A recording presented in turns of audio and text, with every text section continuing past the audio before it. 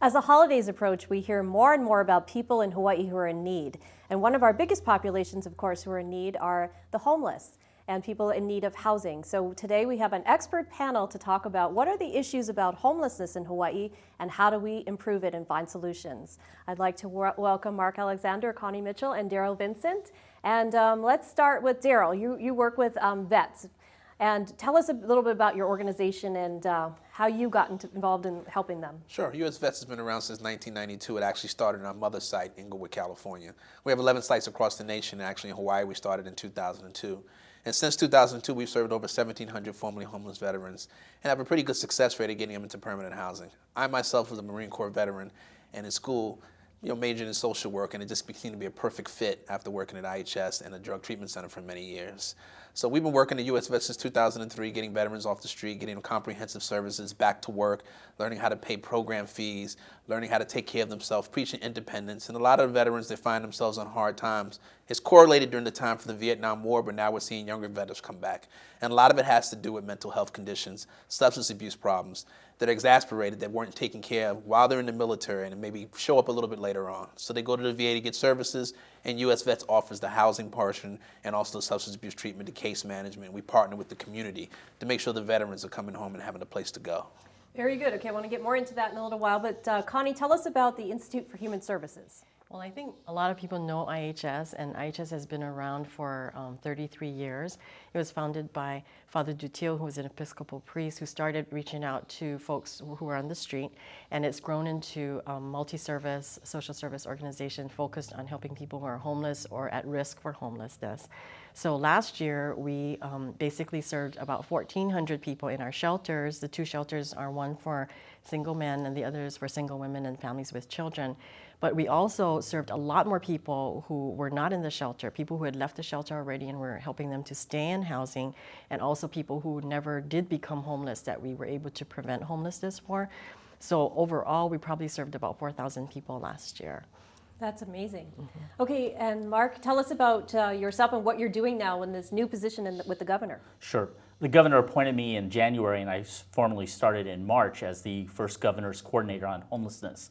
And the purpose is twofold. Number one, a recognition on the governor's side that we need to address homelessness and we need to end it, no longer manage it, but end it. And that means we have to think big picture, long-term, strategically. What are the actions, what are the steps that are required for us to truly end homelessness, something that we truly can do? Remember, it's only last year in 2010 that President Obama facilitated the first ever national plan to end homelessness. And our state really wants to utilize the wonderful things we've been doing already for many years, building on the stuff that is coming out from the federal level and best practices, and move us forward strategically to end homelessness. That's the first component. The second component in the governor's vision is that we need to coordinate, collaborate, we need to all work together. So for example, the city and county of Honolulu and the state must work together. No more finger pointing, and that certainly was one of the major goals coming out of the box. Thankfully, both our mayor and our governor are on the same page on this and really work well together, and the administrations, I think, have been really facilitating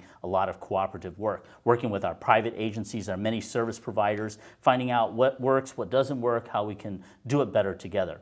And the neighbor islands, of course, they are part of the mix, very much so, and taking a lot of leadership. And so we continue to work very closely with them in supporting their efforts and making sure as a state we are working in a way that effectively helps us to eliminate homelessness, engaging the general public, engaging service providers, businesses, all the various agencies, making sure we access all the grants that are available at the federal level and that we actually utilize them fully.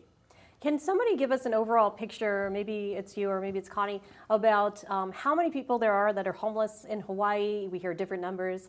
And also maybe someone else then can give us the overview of how do people become homeless? Are there any common denominators between the people that have, the substance abuse, the people that have mental health issues, the families that just can't make it? Or is it just all different areas of our society, and along with the vets as well? Do you want to give an overall? I'll do the easy part, the numbers, and I'll leave the other part to Connie and Darryl. Okay. Well, we have two major sources of data, and the data is really important. One of them is the point-in-time count, which is done actually nationally every year at the end of January. And so our last point-in-time data count comes from 2011, January of this year. The second major pool of information comes from our homeless utilization study, which is done by the UH's Center on the Family. And that's based on data at the end of June 30th of a given year. And so that report just came out a couple weeks ago during our Homeless Awareness Week, which is a national event. And we had a local conference, statewide conference. So when we look at those two major pieces of data, a couple of things that we know. First of all, on any given day, any given night, there are approximately 6,200 people throughout the state that are homeless. That's both in sheltered and unsheltered situations. So that's throughout the whole state. January 2011, that number was about 6% higher than the year before. Now, certain areas went down and some went up, but overall it was around that figure. Then we had the homeless utilization chart, and just under 15,000 people went through or accessed homeless services throughout the state. And that number, again, based on June 30th figures this year, shows a slight decrease. Now, we're very cautious about what that decrease means. It's the first decrease in something like 5 years, but, we've got to be very careful with the numbers. The optimists want to say, yay, but, the pessimists and the realists say, is this the calm before the storm? Because nationally, we know that economic indicators are such that the experts are predicting a 5% increase in homelessness. So we're being very careful about the numbers. But those two sets of numbers are important because they give us a picture of who is homeless, how many are homeless, where they come from, the basic demographic. Okay, maybe talk about a little bit about the vets. They come back, you're talking about mental, you gave a good summary with mental health issues, but what are the reasons do vets have when they come home not being able to make it and be able to stay in a home? Well, we usually try to make sure we educate people on the same reason why veterans are homeless, the same reason why other people are homeless. The only difference is that they did have a structured environment in the military, and sometimes there's a correlation between getting out and learning how to ask for help. Getting out and learning that you have to live on your own and maybe not being necessarily prepared to start doing things that they were doing, not getting done for them because they've earned the right in the military to get those things that were afforded to them. But the reality is that I think no matter who you talk to about what homelessness and what causes it, things we definitely can agree on, and Marc touched on a little bit, is one is poverty. The second one is lack of affordable housing. Now, the reality is that mental health, substance abuse problems exacerbate that already condition that's going on already. There are people with mental health conditions right now that are living in homes. There are people active in their addiction living in homes. It's proven that if you give a person a home, they are better equipped to deal with those problems. And sometimes when somebody becomes homeless, they do maladaptive behaviors, they end up staying there, and they give up on the biggest thing that our job is to do. Not only to provide them housing, services, and all those things, to provide some hope. There is another place to go. We have to provide those opportunities. And then, yes, there are a few people that say, hey, I don't want to be here. Of course, but that goes across everywhere. That is not the majority. So the veterans are coming back from the Vietnam War time that weren't necessarily treated with reverence like the veterans are today. They didn't have as many services they are today. I'm proud to say the Department of Veteran Affairs is doing a great job with our veterans coming back right now in terms of making sure they have the services. And I would say if you ask a vet that was on the street, one of the biggest things they will say is not wanting to ask for help, knowing how to stand on their own 2 feet and being used to my job is to take care of myself. And our job is to tell them asking for help doesn't mean you're doing it alone. It doesn't mean that you're weaker. It just means that you need some help and you deserve and you've earned that help. That's great. Yeah, reaching out. But these people you can see already, they're in the military, and so they're tough guys or tough women, and they think they can be independent. But that's a good point, that they can reach out and they do deserve help. That's correct. Connie, what about in IHS? Do you see, you obviously have the men's shelter and you have the women and families. So who do you see? Is it pretty much split like that, or what kind of people come in for help? I think one thing that we have to remember is that homelessness is a very diverse experience. There are a lot of different reasons why people become homeless.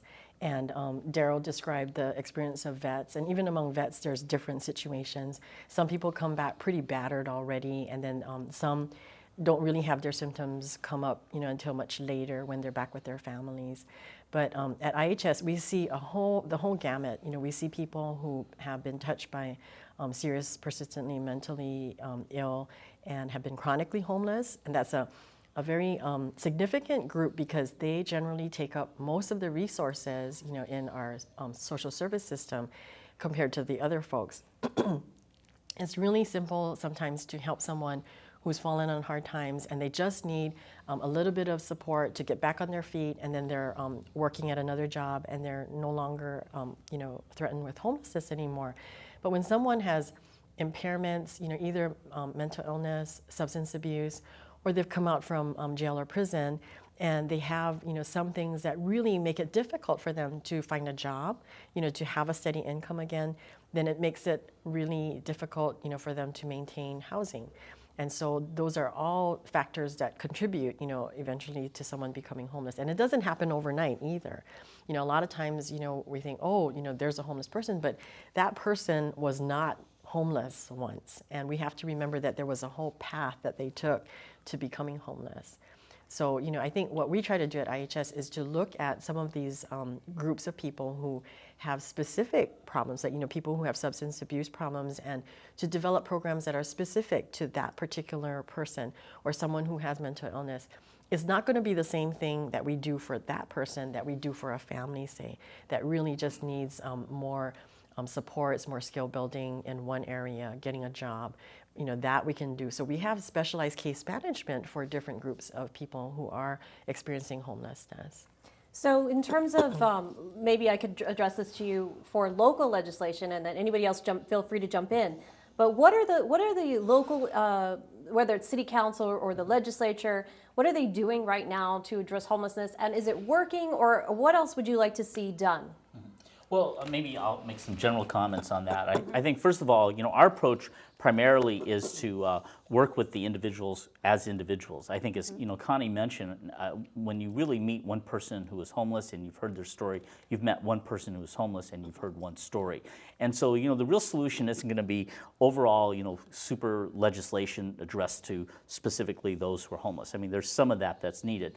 What we really need to do and to really continue to focus on is affordable housing. As Darryl mentioned, and if we look at the research and the best practices, housing is therapy. Housing is basic health care. Everyone needs 4 walls, a roof, and a door that locks. And affordable housing, especially for the group that is most in need, is 30% of median income and below. And so we need to make sure that we continue to fund and increase funding for things like the Rental Housing Trust Fund so that we can build more affordable housing. We need to continue to work with developers and find out from them what they need from us in order to be able to make more affordable housing, especially for that 30% of median income and below. We need to look at upping, housing subsidies and adjusting some of those kinds of formulas and programs that we know work very effectively. We have thousands of families that all they need is a first month's rent and a deposit, and they can be back in good shape. We have thousands of families that experience sometimes a financial, unexpected expense that if they just can get over that, we can keep them housed. So these kinds of programs, many of these are in place already. We just need to keep them in place. We need to continue to make sure that we fund them appropriately. So I think that's one set of things that we certainly can do. Do you have enough help? Do your groups have enough help? I mean, do you look for volunteers, or you look for donations, or in terms of your organization, is it all federally funded? Do you solicit donations, or how does it work? We're majorly federally funded, and we also have some money from the state. And obviously, like any nonprofit, we have to do some of our own fundraising and have matching funds. When the federal government gives you money, there is a requirement to do some matching and leveraging in terms of what you can do for your program. So we always have to go out and rely on the community and the business. And to be honest with you, we believe it's everyone's responsibility. We believe that it's a shared problem with a shared solution. So we cannot just say that President Obama did a great job of opening a plan without having the business people involved, without having the nonprofit involved, the state and the city. I think some people's position is to fund things. This is what we do. We're going to fund it because you know what to do. We as social workers want to give the direct services. We want to make sure we're doing best practices to get people off the street. We want the business district to say, I'm invested in my community. I don't want necessarily someone sleeping outside of my business because it hurts it. Okay, let's partner together so we can meet your agenda and we can meet our agenda. Our agenda is to end homelessness. Your agenda is that you need to get your business running. Let's talk together and find a solution together. And I think that's why when you do fundraising, besides people have a big heart, and I'll have to say in Hawaii, we get a lot of volunteers. A lot of people want to help. A lot of people want to come serve a meal. And that's nothing wrong with that at all. Although that's a short-term solution for the agency, the long-term solution is us understanding we're not going to necessarily build our way out of this problem. We cannot just isolate homeless people and put them in one area. It has to be integration. And if most units started having some affordable units within their units that are existing already, we can start making a task, because we have We have some proven that if you get money to give vouchers, and if you have money to help people not become homeless, that will help. And that's one of the things we'll be talking about in legislation this year, rapid rehousing and homeless prevention. Connie, what about you? Do you look for donations, volunteers, and things like that? We definitely do, and a lot of people like to come out during the holidays, but we really need help all year round. You know, we are a 24/7 shelter on both sides, and so we always need help, you know, whether it's clerical support or, you know, people helping sort some of our donations in our Kokua Corner, or, you know, just helping, you know, well, we have another volunteer opportunity coming up in January, and it's really not just for IHS, but we will be doing the point in time count again, you know, which is really counting the people who are unsheltered in our community. So we do need volunteers for that, and you know, people who are willing to come out.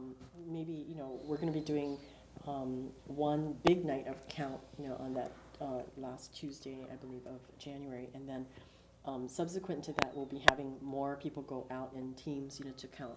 So we have the point in time count, and we're also doing what we call a registry of homeless people. And it's kind of a concept where if we figure out who it is in our town that is homeless, and we figure out enough about that person's needs, that we're going to find a place for that person to live.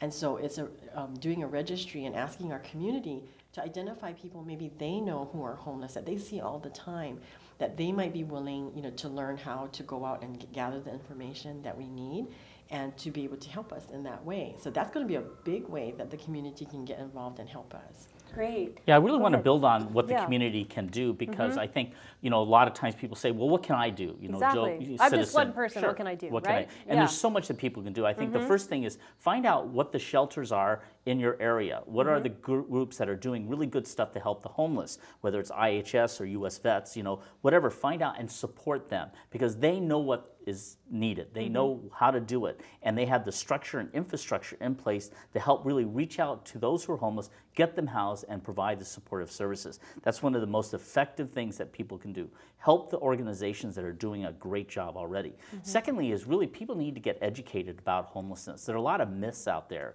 You know, for example, people still think that people are just being shipped in from the mainland by other agencies. I was going to ask you about you know, that. and that's just a myth. Okay, that's just simply, there's no data to support that at all. Okay. You know, secondly, you know, I think there are myths that, you know, people have this stereotype of the homeless person, and, you know, that stereotype doesn't work. And people forget that half of the homeless are family units. I mean, these are people who really are, many of whom have jobs, part-time jobs, who are really struggling. You know, these are our next-door neighbors.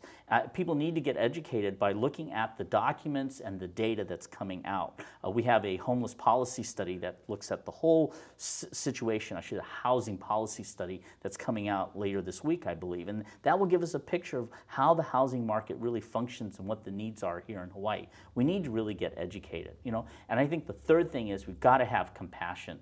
I mean, I think sometimes people react and get fearful because they see someone who's homeless and they know it could be themselves. You know, probably a fifth of the people in Hawaii are homeless vulnerable. You know, that means they're either invisible homeless, maybe they're packed and stacked in some kind of housing, or they're 2 or 3 payments away or paychecks away from becoming homeless. It's scary. So we need to have compassion for each other. Well, I want to put you, oh, go ahead. And I was going to say that there are many more people now who are living out of their cars, and you know, they're not as visible as those people that maybe camped out on a sidewalk, say, or in the park, but they are homeless and they're living out of the car and they're working. Can you imagine having to get up and, you know, do what you need to do to get ready for work, living out of a car? It'd be very difficult, especially if you're a child. Exactly. Yeah. You know, to Horrible. prepare for school. You know, I mean, it's just not a good situation. And you know, there's more. I think more and more of that is happening just because, you know, the cost of housing is just so prohibitive for so many people. And the cost of living here and so on. Okay, I'm going to put you on the spot, and whoever wants to answer this can. But I want to ask you, okay, for me personally, being a Catholic and having you know, people come up to me and ask me for donation or contributions to them. You know, they'll say, I'm homeless, you know, can you give me 25 cents, or now it's up to like $5, or, you know, you'll even have the people that will say, you know, I need to get my car towed, like, you know, all the scams going on and so on.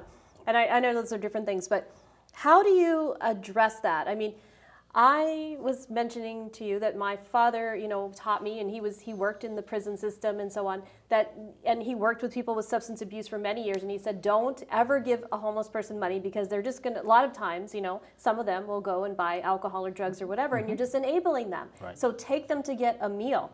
And honest to God, I have offered that many, many times, and sometimes people have taken me up on it, but more than often than not, they don't.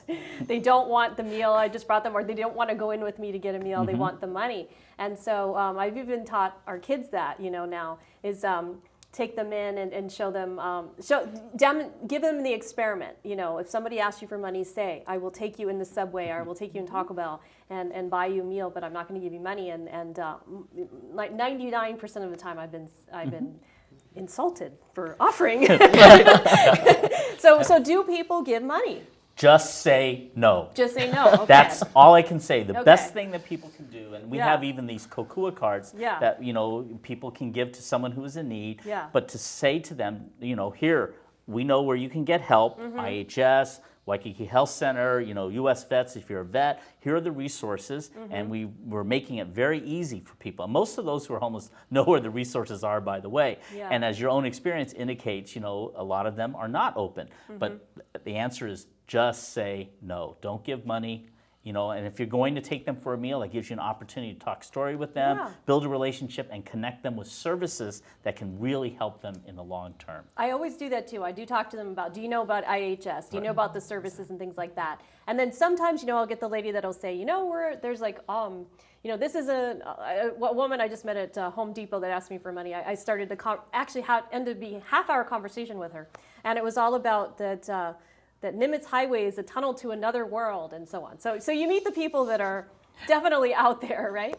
But then there are people that you can successfully connect, and so I know that because I think people are like me. I mean, I think they really do want to help, Absolutely. and they want to know what to do. They want to know what's morally right and what's ethically right to do to help people. So, okay, now let's talk a little bit about this. Anybody else want to say anything?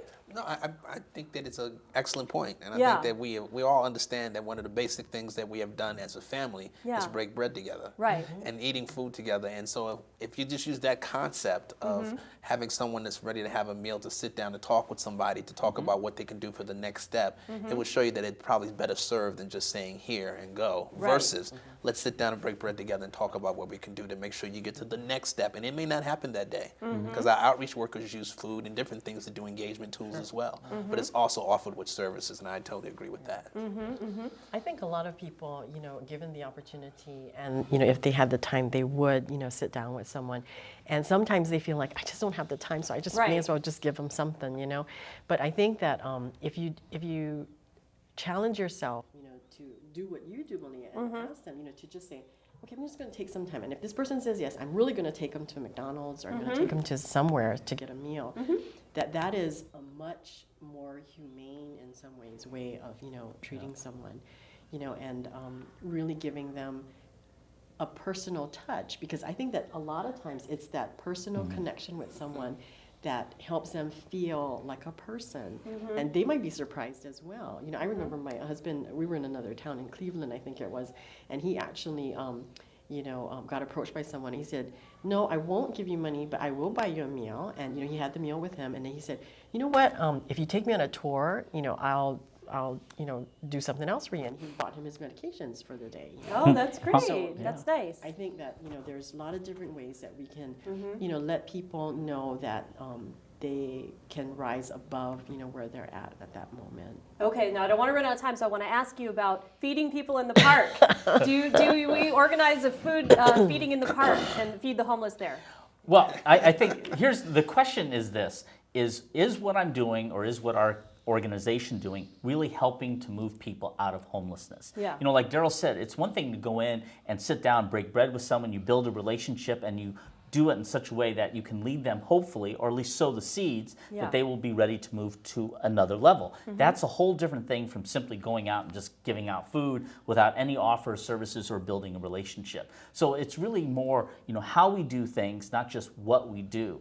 And I think that's the challenge. I think, what's been mentioned before is this challenge of addressing homelessness requires all of us working together. We need ordinary people building relationship and doing things that are supportive of our service providers and doing things in a way that truly moves people to the place they need to be in. And, you know, that's got to be individualized. Okay, now I have another question for you. I know you use the term tough love. I've talked with you about homelessness before, and I think that's great. Do you let people sleep in the park? Do you let people take up the sidewalks? Do you let people sleep in the bus stops? And if not, what do you do with them to help them to get out of that situation? Well, I can start off. I Yeah. think what we want to do is when we identify someone who needs help or an area that really is a growing encampment, what we do now, and this is our protocol throughout Yeah. the state, is we identify an area, we talk with our service providers to go and assess the area and to reach out and offer these people services. Now, we believe that public areas should be available for all the public. And so if a group of people or whatever do not wish to make that available, we've offered them services, a place to be. We never, ever ask someone just to move. They always have a place to move. They always have the opportunity to embrace services. I'm not saying it's perfect, but we really embrace that practice, that philosophy. And I can say that as a state, our city and counties, we all embrace that same philosophy. If after that, you know, we have to be a little bit tougher, then I think that's appropriate to do. But we never just move people for the sake of moving. I can say that with confidence. Okay, we have, go ahead. Well, and I wanted to just, add that, in the cases where IHS's civic engagement program has helped the city with the cleanup after people have moved, it really behooves us to take a look at what's happening when we allow it to just go on, because what's left behind is pretty bad, and it becomes a public health issue when people are not taking the time to go to a bathroom, but just choosing to do it in the public that way, or just preparing food next to someone who's doing that is just not appropriate. And when you think about children walking by, some of these encampments, it just really is a little scary to me. There are choices for those people. So do you have any final thoughts in 10 or 15 seconds? The best way to take away someone's dignity is to do something for them that they can do for themselves. Very good. And we want to make sure that we're offering opportunities and making sure we facilitate those needs. When someone wants to make the change, we want to make sure that we have the opportunity for them to make that change. That's our job. Yeah, okay, final 10 seconds. Oh, go ahead. I think Take it all. IHS is really about trying to help people become more self-sufficient, as Darryl was talking about. Yeah. I think that's the best thing that we can do, is to empower people to see what talents they have, what dreams they can achieve, and to give them the hope that they can do that. Well said. Amen. Amen, okay. We can say that in here. There's no separation of state and church. Okay, so the final thing is that people can get involved, help people get empowered, and take the time to listen, and also to give back to the community, and this is a great way to do it. So thank you so much for joining us today. I wish we had an Thank hour. you so much, We'll have another show again. Thanks again. Thank you. This has been Malia Zimmerman, and this has been News Behind the News. Aloha.